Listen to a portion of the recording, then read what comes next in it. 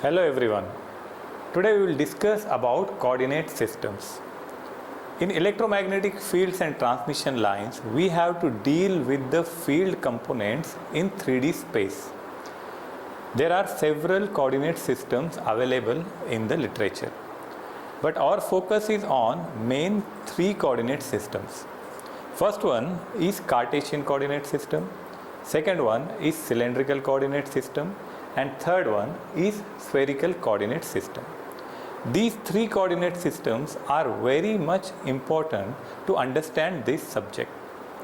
We have to imagine these field vectors in space. We have 4 fantastic alphabets which constitute the 4 vectors of EMTL. First one is capital E, that is electric field intensity. Second one is capital H, that is magnetic field intensity. Third one is capital D, that is electric flux density. And fourth one is capital B, that is magnetic flux density. These 4 vectors are dealing in 3D space. And how we represent 3D space? 3D space we will represent by using coordinate systems. So first one, which one we will discuss in this session, is Cartesian coordinate system. So these are 3 coordinate system. First one, as we said, it is Cartesian coordinate system. Second one, cylindrical coordinate system, and third one, spherical coordinate system. So let us begin with our discussion. This class mainly made to make you help imagine the concepts in 3 dimensions. Whatever we study in textbook, it is mainly given in 2-dimensional. Textbook is a medium of 2D explanation. So when we deal with these field parameters on a 2D paper, which is actually in 3 dimension, it makes us little bit confusing. So here we are trying to help you to imagine the concepts in 3 dimensions. So why 3D? If you will observe the first diagram, where you can see a front view and there is some image. This image constitutes some structure which is not giving the exact clear idea of the image. Here we have some structure where you can see, say this diagram is there, this is front view. But when we see with some different angle where we can get more detail of the diagram, here you can observe there are different cylinders. Say this is first cylinder, this is second cylinder, and there is one third circular covering shield. But if we see the front view, we cannot get the exact detailing. So here we will use the 3-dimensional concept for better understanding. So let us move ahead. Now for this Cartesian coordinate system, I want you to imagine yourself inside a classroom. Our classroom is example of Cartesian or rectangular coordinate system. It is called as rectangular coordinate system because its shape looks like a rectangular classroom or a hall. So this is one image of a classroom where I want you to imagine the different components of coordinate system. In any coordinate system there will be 3 axes. So here we have 3 axes. First one is vertical axis, we will call it as Z axis or Z axis, and 2 horizontal axes. Out of that, one is X axis, second one is Y axis. So if you have a green board or black board in your classroom, the line below the green board will be considered as Y axis. Of course, these are interchangeable, but for simplicity and for maintaining the uniform system, we will consider that Y axis is just below the green board and the X axis is coming towards you. And there is a point where 3 axes meet. That point we call as origin. So here where 3 lines are attaching with each other, that point is origin. At origin, all the components of 3 directions are 0. We start calculating numbers from that origin. So on origin there will be number, on y-axis say 1, 2, 3, 4, 5, 6 and so on. Similarly y-axis there will be numbers, say after origin 1, 2, 3, 4 and so on. Similarly on z-axis 1, 2, 3, 4 and so on. Here we are talking about the positive axis, positive x, positive y and positive z. As we have positive axis, similarly there will be negative axis. Suppose your classroom is on first floor, then the line which is extending down, maybe on the first floor classroom, that will be termed as minus z. Now this line is going in the ground floor. Then similarly there is something outside your classroom. So on y-axis there will be minus y, which is going out of the class, and there will be minus x, which may enter into corridor or another classroom. So this is general structure of Cartesian coordinate system. Here we have three axes. These three axes will have positive component and as well as negative component. So what may be the limits of these components? Usually we have to solve mathematical problems involving the coordinate systems. In that we require the limits of our system. So if we consider z-axis, z-axis can go in positive direction up to plus infinity. Similarly, the z-axis in minus direction can go up to minus infinity. So the limits for z-axis will be from minus infinity to plus infinity. Similarly, for y-axis we can extend this line to plus infinity as well as minus infinity. Same is true for the x-axis. Now this is about the general imagination what I want you to do to understand this coordinate system.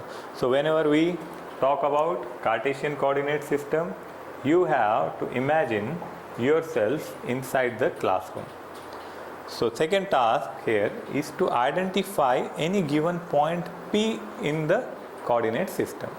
There will be different locations given in the space. What is our task here? To identify what is this exact location. And why to do this? We have to understand the behavior of electromagnetic fields. So for example, if you have some antenna at one place, say we call it as mobile tower or cell tower. So for example, if that antenna is placed at the z-axis, so here you can imagine that there is one antenna. We will try to draw one antenna here on z-axis, say some antenna tower from where we get the signals. So this is the antenna which is our source, and here is our mobile phone at given point P. So how we get the signal? If we are closer to the antenna, we get better signal. If you move away from the antenna, what happens? We say that signal is weak, I am not able to connect. Then what we try to do? We try to go toward the proximity of the signal. That's what we do. Then what is important here? To identify the strength of signal, the location of this destination from source is important. And again, of course, this system may be mobile. Mobile phone means it is moving from one place to another place. That means the position of this destination or source may be changing continuously. So according to that, we must find out a continuous tracking of the source and destination points. So for that, in Cartesian coordinate system, we can identify any given point P by using three components. First one, say we require the distance from x-axis, then we require distance from y-axis, and then we require distance from z-axis. Now let us see with one more approach. Here we have one sketch.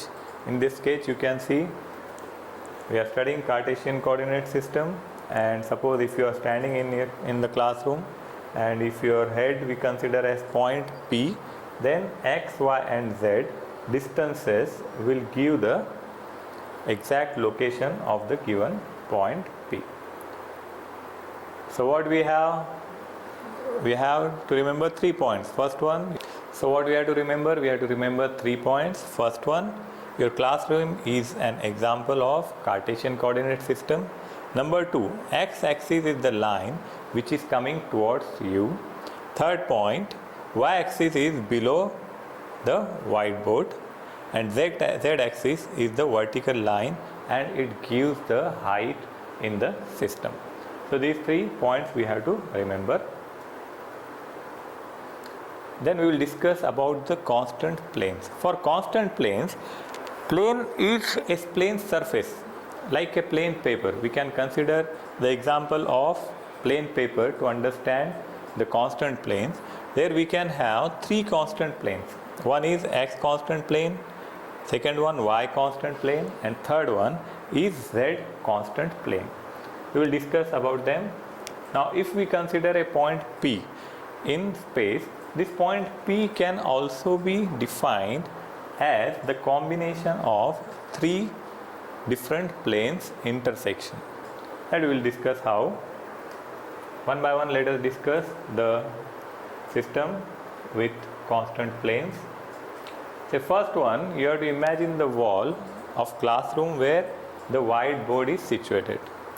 Now if you imagine what are the values, which values are constant there, then you will find out that x equal to 0 is constant on this wall. Here you can see values of y are changing. Y-axis is the below whiteboard. These values are changing. Say 1, 2, 3, 4, 5, 6 and so on. On z-axis also values are changing. Height is changing. Say 1, 2, 3, 4, 5, 6 and so on. But on this entire plane, if you see the z value on this line at origin is 0. So x equal to 0 is constant everywhere on this plane. That means x is constant. So we can call it as x equal to 0 constant plane, or we can also call it as yz plane because the values of y and z are changing. We'll see their mathematical relevance also, but here I want you to imagine the setup how these constant planes looks like. Now if we keep this plane a little bit ahead, let me take something to explain it.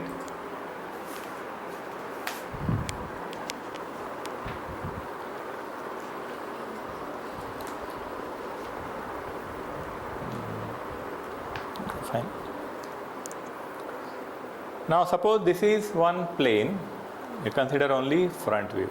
Now if I place this plane on the whiteboard, that means this is the x equal to 0 constant plane, because on this plane x value is 0. But if I take it little bit ahead, if I keep it moving towards the front side, now at this position, what are the values? If I want you to imagine this, at this place z is changing, y is changing, x is not changing. X will have some fixed line from x-axis. Say if it is on x equal to 5, that means on the entire plane x is equal to 5, that is constant. So this plane will be considered as x constant plane, and y and z values are changing. So that also we'll see in another 3D diagram. So I hope this image is clear. So now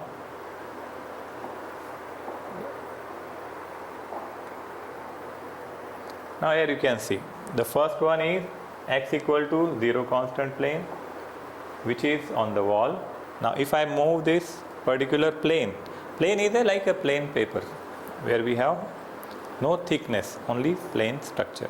If I keep on moving, the values on x-axis is changing. So like this, these are values increasing. So there may be say x equal to 5 constant, then there may be x equal to 10 constant.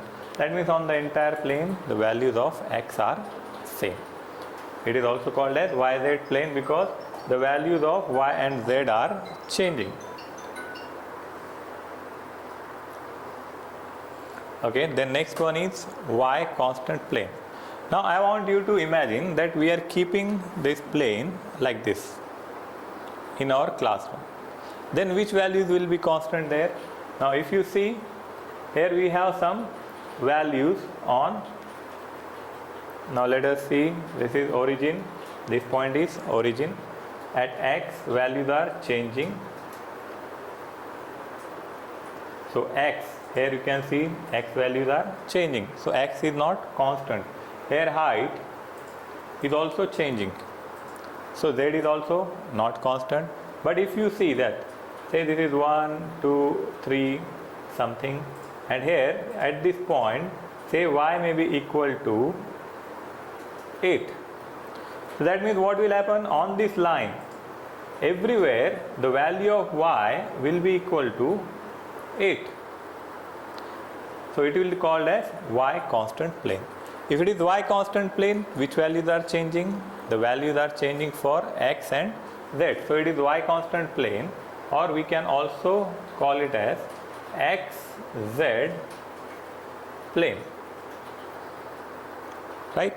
Now before moving to next slide, now tell me how z axis will look like. So you can imagine this one, how to keep this plane. To make z equal to constant, we have to keep it like this. Suppose if there is some height of say 4 feet. So on this entire plane, the value of z will be 4. So here we have z axis, say starting from 0 to 4. On this entire plane, values are 4. But values for y are changing. The line below the green board is y. So y is changing 1, 2, 3, 4, 5, 6, so on. Similarly for this line, which values are changing? X. X equal to 1, 2, 3, 4, 5 and so on. Which value is constant? Z. So in classroom, the floor, roof and every plane in between will have Z constant plane. So here we will see, this is the next slide, we will see the, okay, this is another y constant plane. So here we have y equal to 0 constant plane. After some distance, say y may be 5. So this is say y equal to 5 constant. After some time we may have y equal to 10 constant. So now we will see the next constant, that is z. So we are keeping this plane like this, where we are getting z constant plane. And which values are changing? The values of x and y are changing. So here we can see. So here some height may be there, z equal to 5. So everywhere values will be 5 for z. But for x axis, the values are changing continuously, not a single value. Similarly for y, there are continuously changing values. So this is z constant plane or x, y plane. This is alternate name for z constant plane. I hope this one is clear. Then next,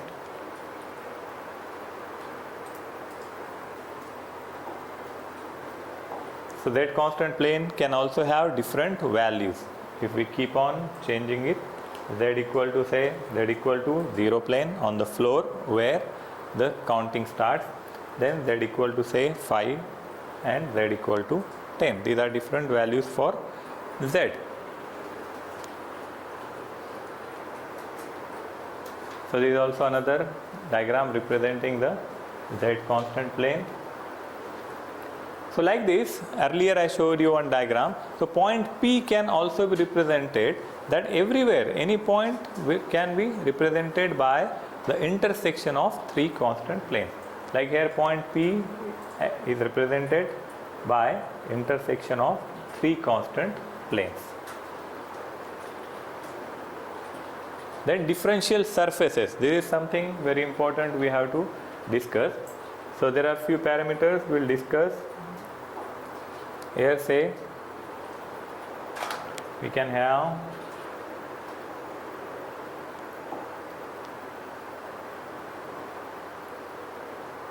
so differential surfaces in mathematical form we will see. So first thing what we have to remember, that we are in a classroom and that is nothing but our rectangular or Cartesian coordinate system. So in this there will be different constant surface. We have to write them in mathematical form. So if we consider this front plane, on this front plane we'll call it as some surface. If we take out small sample for mathematical purpose, out of the entire xyz we'll take out small samples like differential elements. What will be these differential elements? For x axis, the differential element will be say dx. For y axis, small portion for mathematical analysis, we'll call it as differential y dy. Similarly, third one we'll call it as dz. These are our three differential elements. Similarly, if we consider this small portion, a small piece out of the classroom. So if you consider classroom, I will take another thing to explain this. So this is a duster. What is the shape of this duster? It's a rectangular duster. Now if you consider this duster is inside the classroom, so this is like in a rectangular classroom, this is small sample we'll take out for analyzing the exact space. So after mathematical purpose, again we will integrate to find out the overall values of the entire classroom. So this small piece of volume if we take out, it will consist differential surfaces. So first we'll write differential surface, but there are three faces for three constant planes. So we will have three different constant surface planes like we have discussed. So one will be ds x, differential surface where x is constant. Similarly, there will be second one ds y, that is differential surface where y is constant, and third one will be differential surface z where z will be constant. So now we have to see what is their mathematical value. For differential surface ds x, so if we see, let us first discuss the top one. Which constant plane it is? Now this face is kept like this. So on which line it is residing? It is residing on the line which is coming towards you. So again, now if you imagine what will be the constant plane here, now this is front view like this. So which values are changing? Z is changing. Then this line is changing, y is changing. Which constant plane it is then? X constant plane. So front wall, what is visible, that is nothing but differential surface x. So this one is ds x. Now second one dsy. dsy, how it will look? The side wall. So here say this one is differential surface where y is constant. Now where is the z constant plane? Let us choose another color for this. Say the top or bottom, this surface is nothing but the differential surface where z is constant. Now these are the constant terms. What will be the changing terms inside them? Suppose dsx is there. Which values will change in dsx? Other two values. Say z will change and y will change. So dsx, where x is constant, it will be product of remaining two terms because they are changing. So dsx can be written as dx and dz. Sorry, x will be not there. What will be there? dy dz. Now if you see, this is the scalar. Now if you want to write it in vector form, so what we have to do? We have to put one bar on the head of this ds. Along with the remaining equation, what we have to add? We have to add the direction component. In x direction, it is given by ax cap. In three direction, if we are talking about vectors, vectors will have the magnitude as well as direction. So magnitude is dy dz And what are the different directions? It's very simple. For 3 directions, we represent with 3 unit vector directions. Say one will be for y-axis ay cap, one will be for x-axis ax cap, third one will be for z direction, it is az cap. So for x direction, it is moving in x direction. So this plane direction is coming towards x. So here we will add the direction component as ax cap. Similarly, second one, the y component. For y component, what we can write? Y component direction is coming towards the y axis. Say this is y constant plane and this direction is going out like this. So here we will have ay cap, and what will be the values here? Other than y, product of remaining two are dx and dz. So what we can write here? dsy is equal to dx and dz. If you want to write it in the form of vector, we'll write one bar on the head of dsy and we'll add direction component. For y, what is the direction component? It is ay cap. Now third one is z constant plane. So z constant plane direction will be in the z axis. Suppose it is going up. So say this is az cap. And what will be the ds-z value? The product of values other than dz. So this will be product of these two, dx and dy. So ds-z will be equal to product of dx and dy. And what is the direction? For z, the direction is az cap. Now these are the 3 differential surfaces for 3 different constant planes. Now similarly, we can find out few more different points, few more different relations related to Cartesian coordinate system. The second one will discuss differential volume.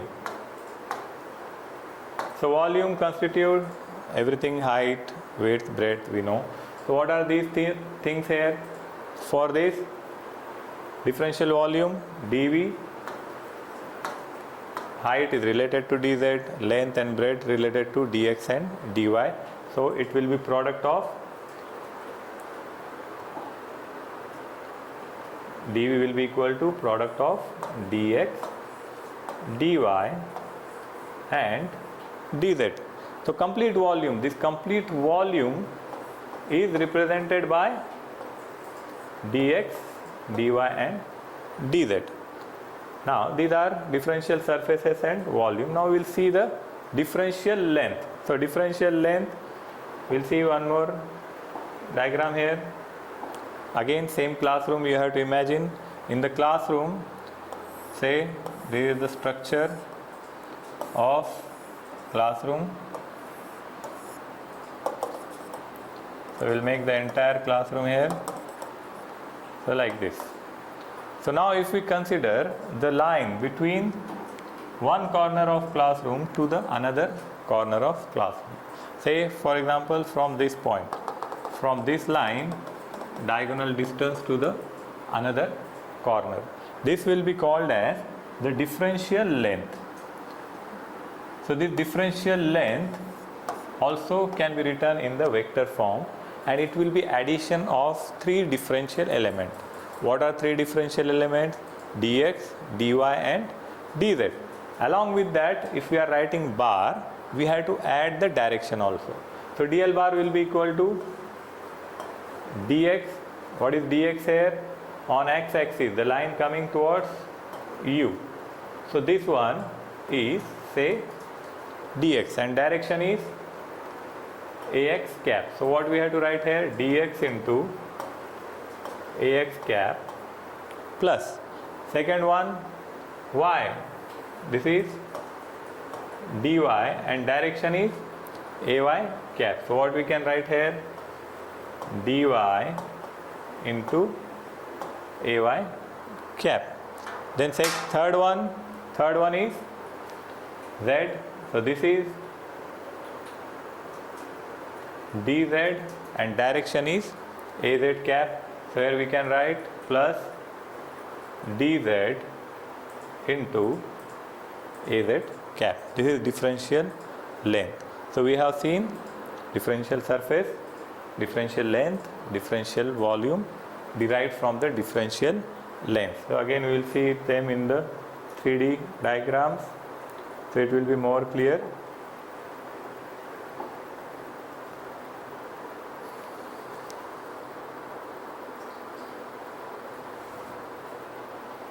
Okay, so here we have these three differential elements. Dx is differential length in x direction, dy is differential length in y direction, dz is differential length in z direction, and we have three differential surfaces. First one dsx, that is dy dz in scalar form, dsy will be dx dz other than the constant plane we have to remember. So if we do dsz other than z component, other than z, x and y, so product of dx and dy.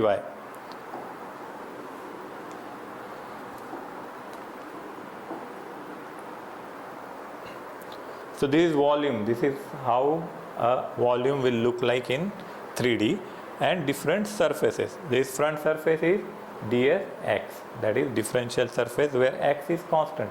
It is given by dy dz. The top one is dsz, where it is product of dx and dy, and dsy is equal to dx dz. And these are the directions.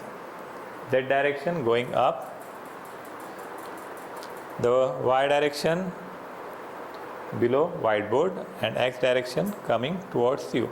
So this is the 3D structure of a differential volume, and we have also seen their mathematical expressions.